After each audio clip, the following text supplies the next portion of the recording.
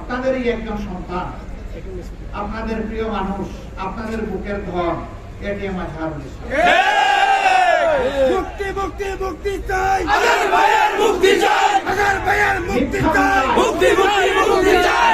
সমস্ত নেতৃবৃন্দকে বিচারিক হত্যাকাণ্ড ঘটিয়ে দুনিয়া থেকে বিদায় করা হয়েছে।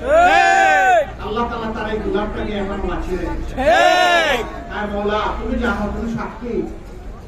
তোমার ঘরের সামনে গিয়ে চোখের পানি দিয়ে বলেছি, তখন এই বিজয়ের পূর্বাভাস তখন জানতাম না।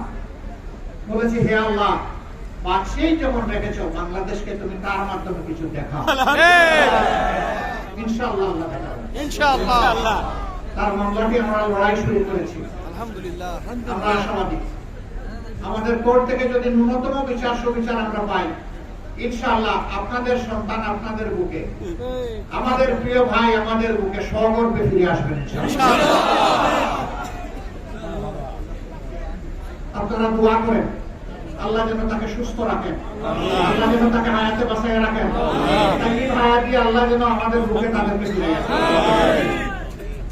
সম্মানিত রংপুরবাসী, এ রংপুরের মানুষ খুবই সহজ সরল, জীবনের উচ্চাকাঙ্ক্ষা নাই। একবার ফোর্বস ম্যাগাজিন নেই, আমেরিকার ফোর্বস ম্যাগাজিন, নাম করা ম্যাগাজিন, বিশ্বের প্রভাবশালী ম্যাগাজিন, সেখানে সারা দুনিয়ার 157টি দেশে জরিপ চালানো, কোন দেশের মানুষ সুখী, তারা বললো বাংলাদেশের মানুষ সুখী। আমরা অবাক হই, আলহামদুলিল্লাহ। এই দেশের পথে ঘাটে এরকম হামলা কাপড় চিল্লা চিল্লি চলে, সেই দেশের মানুষ সুখী হইল। পুরো আর্টিকেল যখন পড়লাম, তখন তারা বললো যে উত্তরবঙ্গের মানুষ, উত্তরবঙ্গ বলে বাংলাদেশের একটা অংশ আছে, সেই অংশের মানুষের কারণেই বাংলাদেশের মানুষ সুখী। এই অংশের মানুষ আকাশের দিকে দুনিয়া খাওয়ার জন্য তাকায় না, কল্পে তুষ্ট, সম্মান নিয়ে বাঁচতে চায়, ইমান নিয়ে বাঁচতে চায়। আলহামদুলিল্লাহ, আমাদের পেটকে সাগর বানানোর প্রয়োজন নেই। ছোট্ট পেটটি আল্লাহ ছোট্টই রাখুক, এখানে অল্প খেয়ে ওখানে গিয়ে যেন আল্লাহ নিয়ামত আমরা বেশি ভোগ করতে পারি, সেই জন্য আল্লাহ যেন আমাদেরকে কবুল করে। দেশবাসী, এই দেশের কপালে কি লাঞ্ছনা লেগেই থাকবে? ছাতাবাজি হতেই থাকবে, দখলদারি চলতেই থাকবে, যার যেমন ইচ্ছা তেমন এই দেশ চলবে না। এই দেশটাকে একটা শৃঙ্খলায় আনতে হবে। শৃঙ্খলায় আনার জন্য কি করতে হবে? এই শৃঙ্খলা আনার জন্য আল্লাহর আইনের প্রয়োজন হবে, আর এই আইন বাস্তবায়ন করার জন্য সব লোকের দরকার হবে। যে দল আল্লাহর আইন চাইবে এবং সত্যকে সমাজকে উপহার দিতে পারবে, বাংলাদেশের জনগণ আগামীতে তাদের সাথে থাকবে ইনশাআল্লাহ। এই পরীক্ষায়, এই লিটমাস পেপারের পরীক্ষায় জামাতে ইসলামী যদি টিকে, আপনারা জামাতে ইসলামীকে ভালোবাসবেন, আপনারা দোয়া করবেন, আপনারা আমাদেরকে সমর্থন দিবেন, আপনারা আমাদেরকে সাহায্য করবেন, আপনারা আমাদের পাশে থাকবেন, আপনারা আমাদের সাথে থাকবেন। তাহলে আমরা আপনাদেরকে কথা দিচ্ছি, আমরা চাঁদাবাজি করব না, এখনো করি না, এবং আগামীতে কাউকে করতেও দেব না। আমরা দখল বাণিজ্য করি না, এখনো করছি না, আগামীতেও করব না, এবং কাউকে দখলদারির রাজত্ব চালাতেও দেব না। আমরা যেটা ঘুষ খাওয়ার জন্য জনগণকে উদ্বুদ্ধ করি না, আমরা এই ঘুষ খাবো না, এবং কাউকে ঘুষ খাইতে দেওয়া হবে না। আমরা এমন একটি বাংলাদেশ ইনশাআল্লাহ উপহার দিতে চাই, যেই বাংলাদেশে আমাদের সন্তানেরা জন্ম নেওয়ার পরে সুশিক্ষা পাবে, নৈতিক শিক্ষা সহ, দ্বীনি শিক্ষা সহ।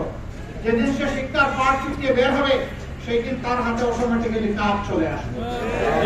এমন সার্টিফিকেট আমাদের সন্তানদের হাতে আমরা তুলে দিতে চাই না, যে সার্টিফিকেট হাতে নিয়ে কিছু লোক ডাকাত হয়ে রাষ্ট্রের সম্পদ চুরি ডাকাতি করবে, এমন সার্টিফিকেট আমরা আবার এমন সার্টিফিকেট আমাদের সন্তানদের হাতে আমরা তুলে দিতে চাই না, যে সার্টিফিকেট হাতে নিয়ে ঘরে ঘরে দুয়ারে দুয়ারে চাকরির জন্য জুটবে, কিন্তু তার কপালে একটা চাকরি জুটবে না।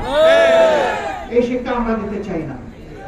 আমরা এমন শিক্ষা দিতে চাই যে আমাদের সন্তানদের পথ হবে আল্লাহর ভয়ে ভীত সন্ত্রস্ত, নৈতিক বলে হবে বলিয়ান, আর হাত হবে কাজের হাত। এইভাবে যদি 18 কোটি মানুষ হয় তাইলে 36 কোটি মানুষের হাত হবে কাজের হাত। আমরা সেই যুবকদের সাথে হাতে আমাদের দেশ তুলে দিতে চাই। আপনারা কি রাজি আছেন? আমাদের কি মাইন্ড করছে? আমরা তাইলে কোথায় গেলাম? আমাদের কি আর কোনো জায়গা নাই? হ্যাঁ, আপনারাও যুবক। বলবেন যে যুবক মানে চুল সাদা, বউ সাদা, দাড়ি সাদা, আমি যুবক হবো কিভাবে? আপনি যুবক হতে পারবেন যদি আপনার কলিজে, আপনার হৃদয় যদি যুবক থাকে, তাইলে আপনি যুবক। কিন্তু যদি আপনার এই হৃদয়টা, কলিজাটা বুড়া হয়, আপনি বুড়া। আপনার বয়স 25 বছর হইলে আপনি বুড়া। আপনার বয়স 100 বছর হওয়ার পরেও হৃদয় যদি তাজা থাকে, আপনি একজন যুবক। আল্লাহর জান্নাতে কোনো বুড়া মানুষ ঢুকবে না। কারা ঢুকবে? যুবকরা ঢুকবে। আল্লাহ যাদেরকে ঢুকাবেন তাদের সকলকে যৌবন দিয়েই ঢুকাবেন। মাঝখানে কয়েকদিন বুড়া হয়ে কোনো লাভ আছে? আমি বুড়া হতে রাজি নাই। আপনারা কেউ বুড়া হতে রাজি আছেন? আল্লাহ আল্লাহ যেন চিরদিন আমাদেরকে যৌবনের তেজ, যৌবনের ইমান, যৌবনের শক্তি এবং যৌবনের আমাদেরকে বিচক্ষণতা আল্লাহ যেন দিয়ে রাখেন। আমরা এমন একটি বাংলাদেশ উপহার দেব ইনশাআল্লাহ। আমাদের মা বোনেরা মায়ের ইজ্জত পাবেন, সহোদরা বোনের ইজ্জত পাবেন, ঔরসজাত মেয়ের ইজ্জত পাবেন ইনশাআল্লাহ। তাদের যোগ্যতা দক্ষতা অনুযায়ী সমাজের সকল ক্ষেত্রে উন্নয়নে অবদান রাখবেন। দুটা জিনিস বাড়তি পাবেন, একটা হচ্ছে ইজ্জত আর একটা নিরাপত্তা। এই দুই জিনিসই এখন নাই, অভাব। আমরা এই দুই জিনিস নিশ্চিত করবো ইনশাআল্লাহ। আমাদের মা বোনেরা, আমাদের দেশের ভাইয়েরা সেদিন এই দেশের নাগরিক হয়ে বলবে যে আমরা গর্বিত। আমরা এই দেশে বসবাস করি, যেই দেশে আইনের শাসন আছে, যেই দেশে সমতা আছে, সাম্য আছে। আমাদের সন্তানদের একমাত্র স্লোগান ছিল উই ওয়ান্ট জাস্টিস। আমরা বৈষম্য চাই না, আমরা ন্যায় বিচার চাই। সেই ন্যায় বিচার ইনশাআল্লাহ নিশ্চিত করা হবে। রাষ্ট্রের প্রেসিডেন্টও যদি অপরাধ করেন, তাকেও শাস্তি পেতে হবে। ক্ষমা পাবেন না, প্রধানমন্ত্রী ক্ষমা পাবেন না, কোন মন্ত্রী ক্ষমা পাবেন না। এখন যতদিন ক্ষমতায় তিনি ফেরেশতা, যে ক্ষমতায় থেকে নামলেন তিনি শয়তানের চেয়ে আরো খারাপ। তার অ্যাকাউন্টে এখন বস্তা বস্তা হিসাব আসে, দেশে আসে, বিদেশে আসে। না, আমরা ওটা হতে দেব না। যে সরকারের সংসদ সদস্য, মন্ত্রী, বিভিন্ন দপ্তরের কর্মকর্তা, এই সরকার কায়েম হওয়ার দিনে তাদের যে সম্পদ ছিল, এই সম্পদ রাতারাতি বাড়বে না ইনশাআল্লাহ। যদি সমস্ত জনগণের বাড়ে, সেই হারে তাদেরও বাড়বে। আর জনগণের যদি না বাড়ে, তাইলে তাদের সম্পদ কমতে থাকে। কারণ তারা ব্যর্থ, তারা জনগণের সম্পদ বৃদ্ধিতে অবদান রাখতে পারেনি। তাদেরকে জনগণের কাছে জবাব দিতে হবে। এখন কিন্তু কোনো জবাবদিহিতা নাই, সবাই খুব ফেরেশতা। বেগম জিয়াকে 3 কোটির জন্য, আরে বাবা কি কষ্টটা দিল। একটা বয়স্ক মানুষ, তিনি 3 বারের প্রধানমন্ত্রী, বলে যে 3 কোটি তিনি মেরে খেয়েছেন। কোথায় গেলেন তিনি? তিনি তো একটা অ্যাকাউন্টের টাকা আরেকটা অ্যাকাউন্টে নিয়ে সেভ করেছেন, 1 টাকাও তো তিনি মারেননি। 3 কোটির জন্য যদি তার এত কষ্ট হয়, তাইলে তোমরা 26 লক্ষ কোটি টাকা বাংলাদেশের যারা চুরি করেছো, তোমরা তৈরি থাকো, তোমাদেরকে তোমাদের পরিবার এই অপরাধের জন্য ক্ষমা করে দেওয়ার অধিকার কারোই নাই। প্রেসিডেন্টেরও নাই, প্রধান উপদেষ্টারও নাই, উপদেষ্টা মন্ডলীর নাই, বিচার বিভাগের নাই। এ হক জনগণের, ওরা জনগণের হক চুরি করেছে। ইনশাআল্লাহ সেই বাংলাদেশটাই সাম্যের বাংলাদেশ, ন্যায় নীতির বাংলাদেশ, ইজ্জতের বাংলাদেশ আমরা গ্রহণ করব।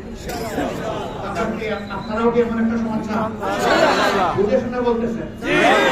আরো অনেক লড়াইয়ের জন্য প্রস্তুত, ত্যাগ স্বীকার করার জন্য প্রস্তুত থাকতে হবে। ওই সম্পদ এমনি এমনি আমাদের হাতে আসবে না। দেশবাসী এই সৌভাগ্যের অংশীদার এমনি এমনি হয়ে যাবে না। আরো অনেক লড়াই করতে হবে। সমাজে অনেক আবর্জনা রয়ে গেছে, সেই আবর্জনার বিরুদ্ধে আমাদের যুদ্ধ চলবে। সেই লড়াই আপনাদের সকলকে শরীক হওয়ার আহ্বান জানিয়ে আগামীর একটি সুন্দর বাংলাদেশ গঠন করার জন্য আমরা সবাই এগিয়ে যাই। আল্লাহ আমাদেরকে তাওফিক দান করুন। আসসালামু আলাইকুম ওয়া রাহমাতুল্লাহ। আল্লাহ হাফেজ। বাংলাদেশ জিন্দাবাদ। বাংলাদেশ জামাতে ইসলামী জিন্দাবাদ।